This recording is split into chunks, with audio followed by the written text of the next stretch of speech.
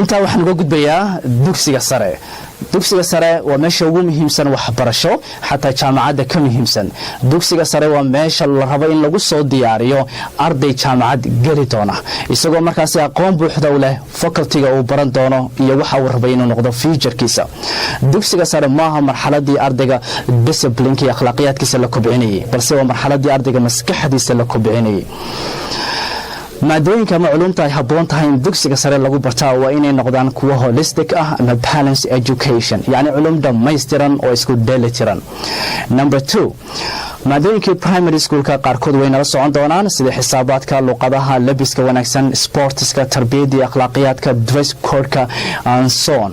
luqadaha tusaale ahaan luqadda English oo kale waa inaysan noqon English on balse aan focuska iyo awoodda saarno academic writing skillska sidii sentence dhammaystiran iyo paragraphka iyo essayga loo qoro ku hadalkeedii iyo speakingkeedii inta ay iskuulka joogaan vocabulary fara badan iyo listening fara badan oo ardayga aynu dhagaysino.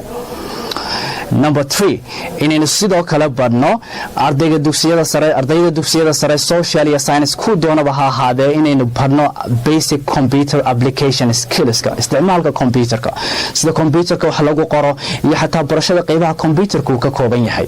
Number 4, inaynu sidoo kale badno xirfadaha professionalska sida application letterska iyo formal letterska loo qoro sida CV-yada, resume-da, cover letterska, interview-da sida loo galo, class participation skillska ama class presentation skillska waa waxyaabo aad iyo aad daruuri u ah. Number 5, waxaa iyaduna aad iyo aad muhiim u ah ardayda dugsiyada sare inaynu qabanno munaasabada aqoon isweydaarsiya oo ay ku soo bandhigaan afkaartooda, hal-abuurnimadooda, hindisayaashooda iyagoo markaasi samaynaya baxsiyo ama basic academic and non-academic research. kadibna personal award hadiyada sharafeed lagu guddoonsiiyo si loogu dhiirigeliyo waxqabadkiisa iyo fikirkiisa. qodobka ku xiga waxa weeyaan inaynu ardayda dugsiyada sare aynu barno xirfadaha critical thinking, developing ideas and problem solving skills on every subject. critical thinking waa very high level jaamacadaha ayaa lagu bartaa balse halkana waa barbilowgii waa halkay trainingka ay ku sii qaadanayeen.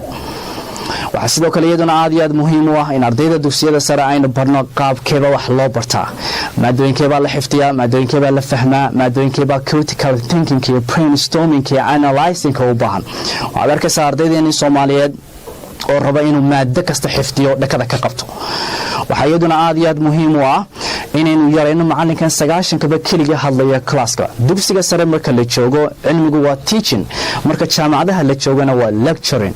teachingka marka la joogo waxaa la rabaa in ardayga iyo macalinku ay sameeyaan class participationkii ay ka qayb qaataan, questions and answerskii ay ka qayb qaataan oo aqoontu ay noqoto mid laba dhinac ka socota. waa sida keliya ee macalinku ku fahmayo intee in lag buu ardaygana fahmay waxa uu baray. waxaa iyaduna aad iyo aad muhiim u ah in ardayda dugsiyada sare ay u sii bayaamin ama aynu sii barno intaysan jaamacad gelinin waxyaabaha caqabad ku noqon doona markay jaamacadda galaan. secondary schoolyadii waxaa ka soo baxaya hadda toole arday dugsiyadii sare soo dhammaysatay oo baqaya, xishoonaya, aan hadli karin, ardayda soo hor istaagi karin, qoraalkooda iyo writingkooda uusan fiicnayn.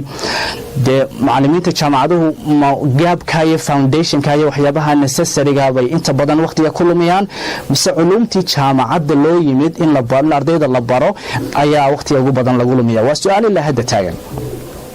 qodobka ugu dambeeya isna muhiimadiisa le waxa weeyaan in ardayda dugsiyada sare aynu barno waxaan la yidhahda unity-ga iyo team working-ka, wax wada qabsiga iyo isku duubnida oo ay habboon tahay xilliyada ay fasaxa yihiin inay ka qayb qaataan community development programska CDB-yada waxaan la yidhaahdo qurxinta iskuulaadka, nadaafadda wadooyinka, meelaha publiga, dirbeerista and so on and so far. videoga soo socda waxaan kaga hadli doonaa jaamacadaha dalkeena maxaa lagu bartaa maxaase habboon in lagu barto. So stay with me.